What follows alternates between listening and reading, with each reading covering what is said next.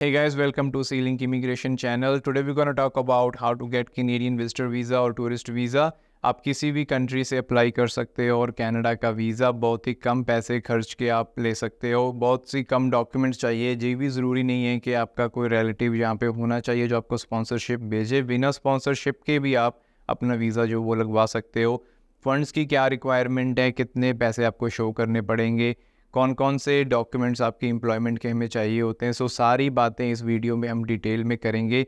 Make sure you watch the video till the end. तो अभी हम स्टार्ट करते हैं फर्स्ट स्टेप से कि कैनेडियन विजिटर वीज़ा जो होता है कितने टाइप का होता है। ये दो टाइप का होता है, एक होती है वन टाइम एंट्री, दूसरा होता है मल्टीपल एंट्री। मल्टीपल एंट्री में आप मल्टीपल टाइम विजिट कर सकते हो कनाडा में एक ही वीज़ा के ऊपर, एंड यूजुअली जो हमें 10 साल की वैलिडिटी के साथ मिलता है।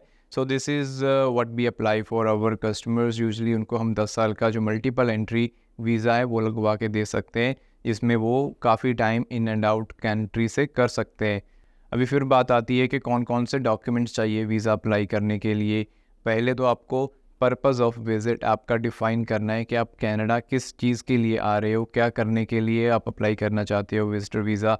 अगर आपका कोई फैमिली मेम्बर, फ्रेंड और फैमिली रिलेटिव है तो आप उससे विज़िट करने के लिए फैमिली विज़िट का रीज़न दे के अप्लाई कर सकते हो। तो उसमें उनका लेटर ऑफ़ इन्विटेशन जो लगता है वो डिफ़ाइन करता है कि आप कितने टाइम यहाँ पे रहोगे, कहाँ पे रहोगे, एंड किसको विज़िट करोगे, एंड आपका उसके साथ कौन सा रिलेशन है। ये सारा लेटर ऑफ़ इन्विटेशन में डिफ़ाइन होता है, एंड देन आप उस बेसिस पे अप्लाई कर सकते हो। अभी दूसरी साइड पे अगर आपका कोई रिलेटिव, कोई फैमिली मेम्बर यहाँ पे कनाडा में नहीं है, still you can apply and get the visa. उसके लिए डॉक्यूमेंट्स कुछ डिफरेंट लगते हैं, जैसे कि आप यहाँ पे कनाडा में टूरिज़्म के लिए आ रहे हो, घूमने फिरने के लिए, कहाँ पे आप रहोगे एंड कौन सी सिटीज़ में, कौन सी प्लेसेस पे आप विज़िट करोगे, वो एक आपकी ट्रैवल इटिनरी प्रॉपर बनती है, एंड दैट डिफाइंस कि आप कब वापस जाओगे। उसमें ट्रैवल बुकिंग्स आपकी हो सकती है, रेजर्वेशंस जो भी आप करवाओगे वो सारी आपकी प्रूफ ऑफ डॉक्यूमेंट्स में लग सकता है। अभी दूसरी बात आती है फिर प्रूफ ऑफ फंड्स की। आपको फंड्स शो करने पड़ेंगे कि आपके पास more than sufficient funds available हैं इस विज़िट के लिए। वीज़ा ऑफिसर को ऐसा ना लगे कि आप यहाँ पे काम करने के लिए आ रहे हो, पैसा कमाने के लिए आ रहे हो। आपको ये क्लियरली ऑफिसर को कन्वे करना है कि आपका सोल पर्पस विजिटर वीज़ा का यहाँ पे सिर्फ घूमने के लिए और फैमिली विजिट करने के लिए है। यू हैव टू शो कि आपके पास जो भी खर्चा जहाँ पे होगा उसको कवर करने के लिए सफिशेंट फंड्स हैं। यूजुअली क्या होता है कि एक महीने क्या यहाँ पे 2000 के नियर बाय आपका एक्सपेंस आता है। अगर आपको 6 महीने की एंट्री मिलती है you will be looking at near by 12,000, 12,000 Canadian dollar का आपके पास जो फंड्स हैं वो अवेलेबल होने चाहिए। अभी इसको शो करने के लिए कौन से डॉक्यूमेंट्स आप लगा सकते हो, दैट इंक्लूड्स बैंक स्टेटमेंट्स, आपकी कोई भी एसेट्स है रिपोर्ट, कोई भी आपकी एफडी है, या कोई भी और आपकी जीआईसी है उसके सर्टिफिकेट्स आप इंक्लूड कर सकते हो। दैट क्लियरली शोज़ कि आपके पास इनफ फंड्स हैं इस विज़िट के लिए। तीसरा आता है आपकी एम्प्लॉयमेंट डॉक्यूमेंट्स। आप जिस कंट्री से भी अप्लाई कर रहे हो उस कंट्री में आपकी एम्प्लॉयमेंट स्टेटस क्या है, आर यू करंटली एम्प्लॉयड और are you a business owner. तो उसके अकॉर्डिंग आपके जो डॉक्यूमेंट्स हैं वो लगेंगे। फॉर एग्जांपल अगर आप एम्प्लॉयड हो तो उसमें आपके सैलरी स्लिप्स होती हैं, आपकी आईटीआर फाइल होती है, आपको फॉर्म 16 अगर कोई एंड ऑफ द ईयर आपको मिलता है एम्प्लॉयर से वो आप इंक्लूड कर सकते हो। एंड अगर आप दूसरी साइड पे बिज़नेस ऑनर हो तो आपकी बिज़नेस रजिस्ट्रेशन लग सकती हैं, बिज़नेस की आपकी बैंक स्टेटमेंट्स लग सकते हैं, इनवॉइसेस आ सकती हैं, आपका बिज़नेस कार्ड आ सकता है।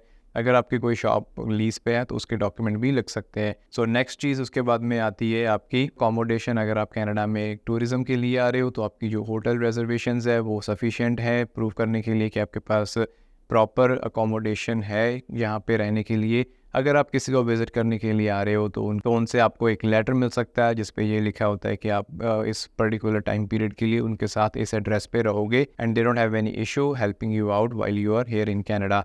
उसमें आपकी ट्रांसपोर्टेशन कॉस्ट इन्वॉल्व होती है, उसमें आपकी कन्वीनियंस इंक्लूड होती है, आपकी फूड कॉस्ट जो वो भी आपके साथ शेयर कर सकते हैं। तो नेक्स्ट आता है स्पॉन्सरशिप डॉक्यूमेंट्स। स्पॉन्सरशिप डॉक्यूमेंट्स में आपको जो भी स्पॉन्सर कर रहा है इनविटेशन लेटर, उसमें कौन कौन से डॉक्यूमेंट्स आपको चाहिए स्पॉन्सर से। पहला तो वही लेटर ऑफ इनविटेशन होगा जिसमें प्रॉपरली ये डिफाइन होगा कि आप कितने टाइम के लिए यहाँ पे आ रहे हो, क्या करने के लिए आ रहे हो, कहाँ पे रहोगे, एंड वो आपकी श्योरिटी लेती हैं कि आप वापस कनाडा छोड़ के अपनी कंट्री में जाओगे।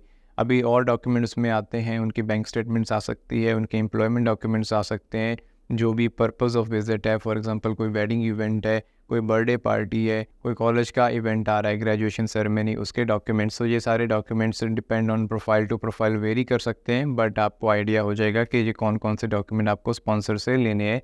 सो वो आप इंक्लूड कर सकते हो स्पॉन्सरशिप डॉक्यूमेंट्स में। अभी क्वेश्चन आता है कि अप्लाई कैसे करें कनाडा का विजिटर वीज़ा। तो बहुत ही सिंपल प्रोसेस होता है, आप खुद अप्लाई करके काफ़ी अपनी जो पैसे वो सेव कर सकते हो।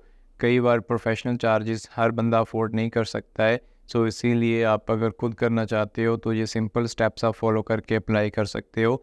फर्स्ट आपको गूगल पे जाके ये सर्च करना है apply Canada visitor visa, and then उसके बाद में जो पोर्टल लॉगिन आपको सेटअप करना पड़ेगा, वहाँ पे जाके आप अपने क्रेडेंशियल्स के साथ लॉगिन कर लो। And then once you are into the portal, then there is option कि आप अप्लाई फॉर विजिटर वीज़ा और सुपर वीज़ा। वहाँ पे क्लिक करके नीचे आपकी जो ऑप्शंस हैं वो सारी ओपन हो जाएंगी कि कौन सा आपका पर्पस ऑफ विज़िट है, and then you select accordingly. काफ़ी ऑप्शंस इसमें आप देख सकते हो आ जाती हैं, आपकी जो भी पर्टिकुलर सिचुएशन है उसके अकॉर्डिंग आप अपनी ऑप्शन सेलेक्ट करके नीचे आ सकते हो।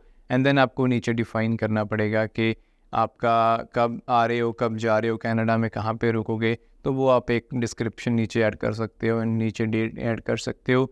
ऐसे आप जैसे नेक्स्ट पेज पे जाते जाओगे, देन आपकी जो इन्फॉर्मेशन होती है, जेनरिक इन्फॉर्मेशन आपको फिल करनी पड़ेगी। बहुत इजी स्टेप होते हैं इसमें, आपके एज एन एप्लीकेंट इन्फॉर्मेशन जाती है, and then some of the information आपकी जो स्पॉन्सर के हैं उसके डॉक्यूमेंट्स जाएंगे, एंड देन बाद में आपकी जो पेरेंट्स की इन्फॉर्मेशन जाती है, बच्चों की इन्फॉर्मेशन आप फिल कर लेते हो। तो एंड ऑफ द पोर्टल आपको डॉक्यूमेंट्स अपलोड करने पड़ते हैं। सो इस पोर्टल में आपकी जो मैक्सिमम कैपेसिटी होती है फ़ाइल की वो 2 MB की होती है। सो कोई भी डॉक्यूमेंट आपने कंपाइल करना है, उसको मर्ज करके मेक श्योर उसकी जो फाइल साइज़ है वो 2 MB से ज़्यादा ना हो, और आप उसको कंप्रेस कर सकते हो। And then you should be able to submit your application. इसकी $100 एप्लीकेशन फ़ीस होती है, 85 आपके बायोमेट्रिक्स के होते हैं। एंड अगर हम बात करते हैं अभी प्रोसेसिंग टाइम की, तो आज की डेट में प्रोसेसिंग टाइम विजिटर वीज़ा का बहुत अच्छा चल रहा है।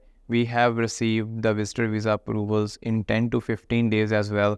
सो आप भी इनका जो एप्लीकेशन का अप्रूवल्स और रिज़ल्ट होता है वो काफ़ी जल्दी देख सकते हो, 10 से 20 दिन के नियर बाय। सो अगर आप अप्लाई करना चाहते हो, so this is the right time, because बहुत अच्छा रिस्पॉन्स आ रहा है कनाडा विजिटर वीज़ा का। अगर आपको कोई प्रोफेशनल हेल्प की लोड़ है तो आप नीचे दिए गए नंबर पर कॉल कर सकते हो, हमारी टीम के साथ कनेक्ट कर सकते हो, अपनी कंसल्टेशन अपॉइंटमेंट बुक करके अपनी प्रोफाइल को असेस कर सकते हो। और विजिटर वीज़ा के साथ कोई और भी अगर आपको इमिग्रेशन में ऑप्शन चाहिए तो वो भी आप देख सकते हो। So guys, thanks again for watching the whole video, and if you guys have any doubt or concerns, you can always give us a call, and we wish you good luck in your visitor visa application. Thank you.